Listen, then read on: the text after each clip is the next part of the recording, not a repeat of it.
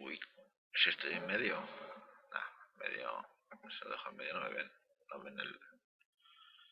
A ver, aquí. Ahí arriba. Nah, ahí arriba no. Están acostumbrados. Ahí. A ver, un poquito más. Ahí, perfecto. A ver. Muy bien. Vale, ya está todo perfecto. Ya vuelvo a aparecer. Para que de esta manera. Hombre, ya sé que los vídeos anteriores he conseguido captar vuestra atención, pero este todavía mucho más, ¿de acuerdo? A ver si es verdad. Vamos con el último vídeo, en este caso, dedicado a las consecuencias, los efectos de la Primera Guerra Mundial, ¿vale? Diríamos que tenemos que hablar de los tratados de paz, tenemos que hablar de las consecuencias de la guerra y tenemos que hablar de la posguerra que va a haber en Europa, por lo menos hasta la fecha va a aparecer, por lo menos hasta 1929, ¿de acuerdo? Así que vamos allá. Bien, no sé si os acordáis, cuando hablábamos de la intervención de los Estados Unidos en la guerra, comentaba que el presidente Wilson, cuando decide dar el paso de intervenir en la guerra del lado de los aliados, obviamente, quiere añadir una justificación, vamos a decir, ideológica, que aporte, diríamos, una mayor fuerza a la intervención norteamericana.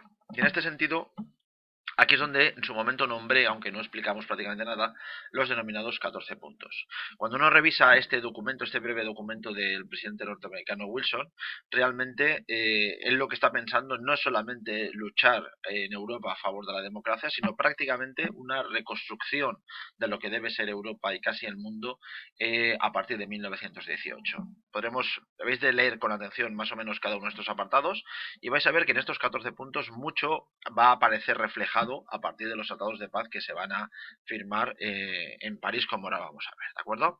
Mucho tiene que ver con cuestiones sobre todo fronterizas, territoriales, que se van a dilucidar y se van a resolver a partir de 1918, pero yo me quedaría sobre todo con el punto número 14, cuando se habla de Asociación General de Naciones, a constituir mediante pactos específicos con el propósito de garantizar mutuamente la independencia, ¿De qué estamos hablando? Estamos hablando de la Sociedad de Naciones, una organización que según Wilson es necesaria para que los países resuelvan sus problemas a través de vías pacíficas y dialogadas. Lo que llama enormemente la atención, es que el propio presidente norteamericano que propone esta idea va a dejar fuera a los propios Estados Unidos en esta organización. ¿De acuerdo? Bueno, esto ya también lo veremos más adelante.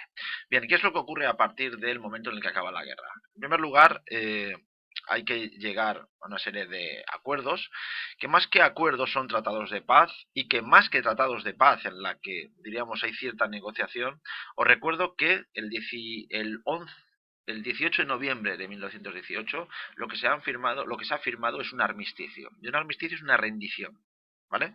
Lo que los países que han ganado la guerra entienden que debe ser la relación con los que han perdido la guerra es la de imposición de sus condiciones sobre aquellos que la han perdido, ¿de acuerdo?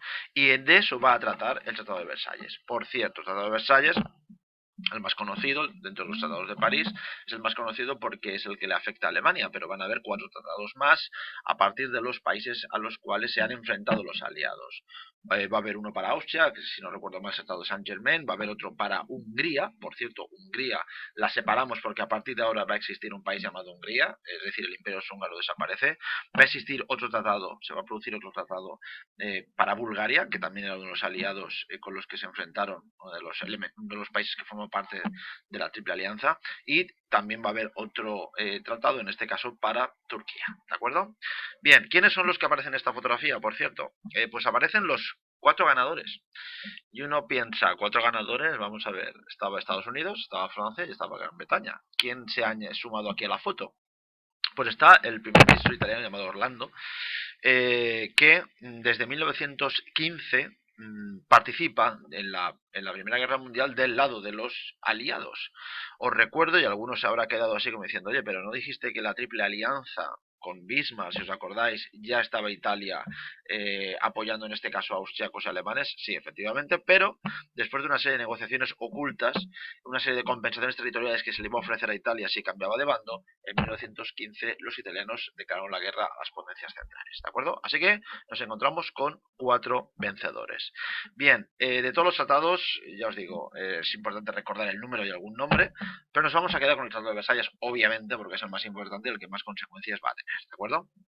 De momento, quedaos con otra de estas palabras alemanas que debemos aprender, que es la palabra Diktat, imposición, que es así como los alemanes van a percibir que es el Tratado de Versalles, ¿de acuerdo?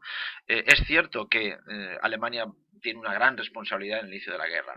Y quisiera recordar esto porque, si os acordáis en el momento inicial, cuando el famoso ultimátum austriaco a los serbios, muy posiblemente los austriacos no hubiesen llegado tan lejos si no hubiese sido por, en este caso, el apoyo que tenía detrás de eso que llamaríamos el primo de Zumosol. Es decir, Alemania, Berlín animó a los austriacos y a Viena a actuar, entre otras cosas porque sabían los austriacos que contaban con el respaldo de Alemania.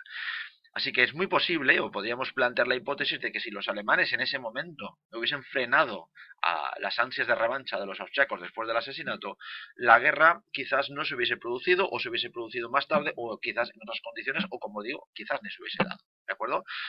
Rusia también tiene responsabilidad en el estallido de la guerra. También lo tienen los franceses y, por último, incluso hasta los británicos. En resumidas cuentas, tratar de responsabilizar única y exclusivamente a Alemania como responsable del estallido de la Primera Guerra Mundial es un sinsentido que en esos momentos diríamos que saciaba las ansias de venganza que tenían sobre todo los franceses. También hay que recordar que la mayor parte del conflicto se ha dado en territorio francés y es cierto que los franceses en ese sentido quieren resarcirse de lo que ha supuesto la guerra.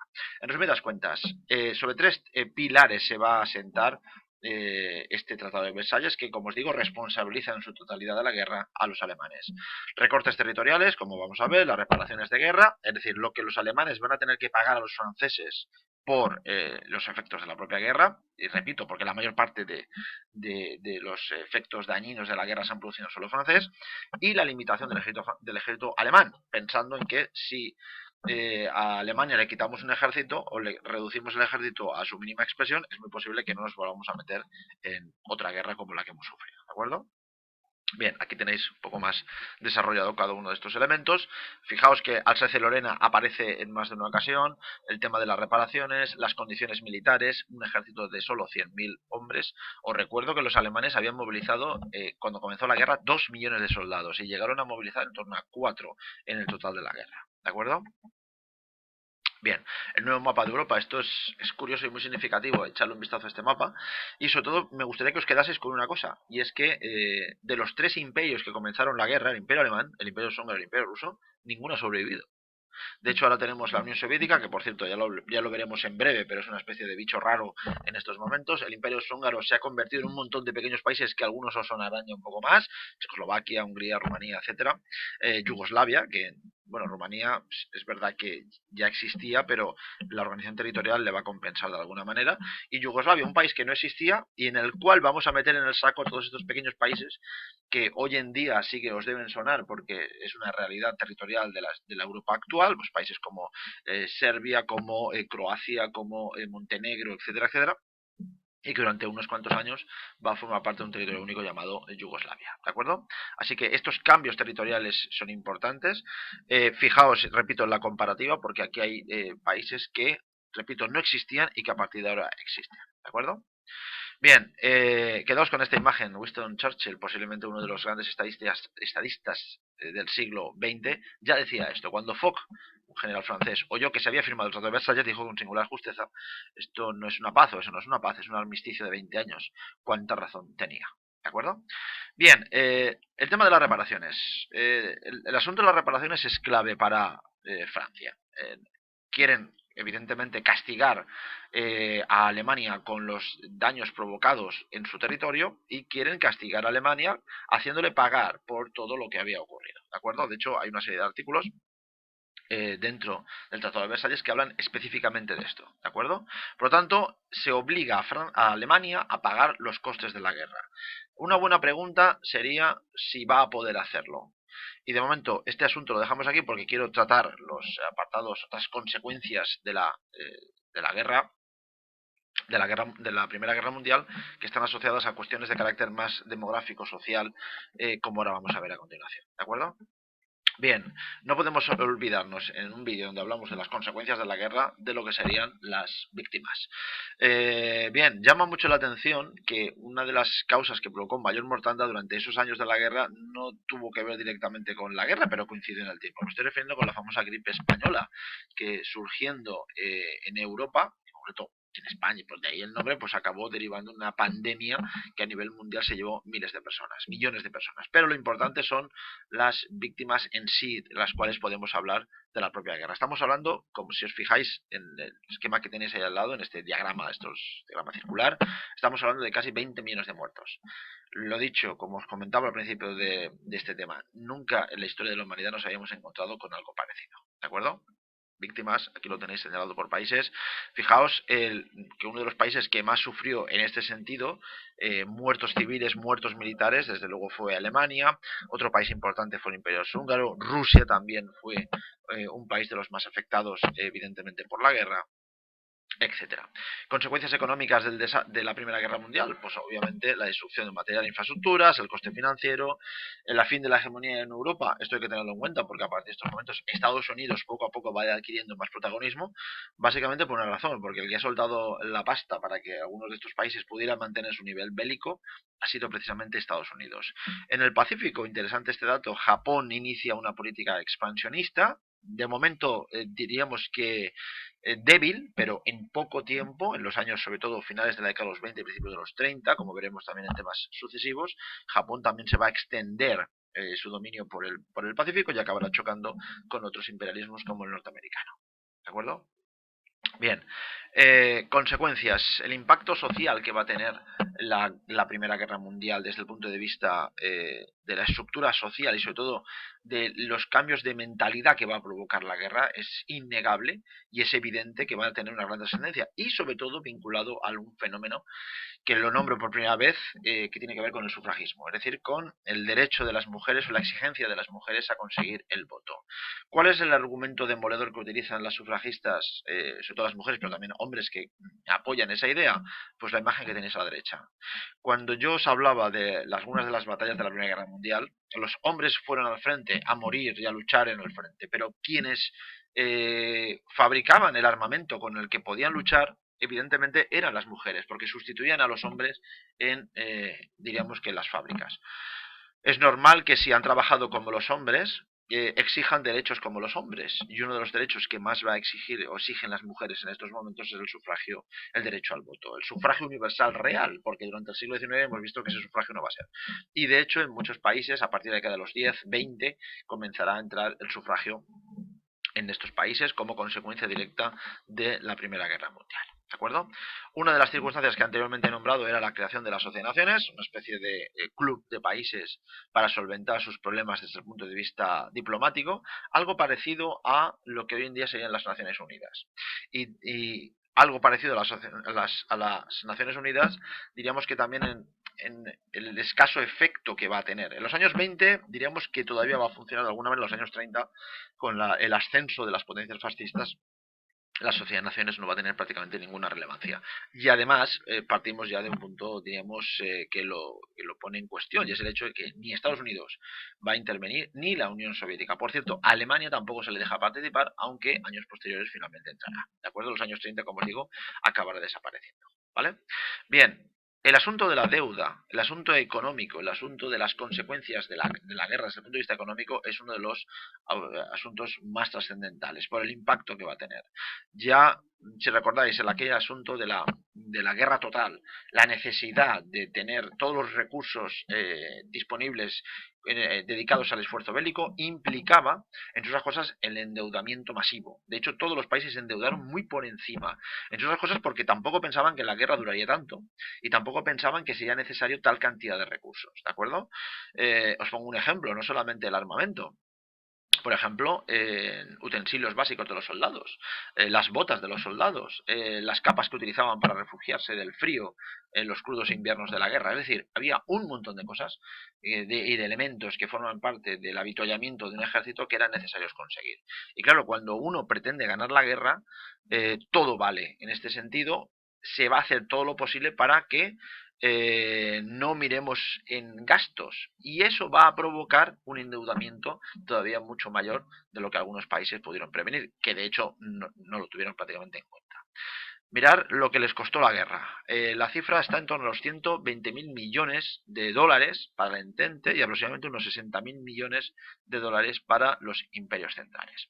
De hecho, la Europa del año 19, 20, 21 se va a caracterizar precisamente por este asunto. Y lo vuelvo a vincular con el tema de las reparaciones, porque a los alemanes se les obligaba a pagar. Muy bien, y ellos decidieron, de acuerdo, vamos a pagar.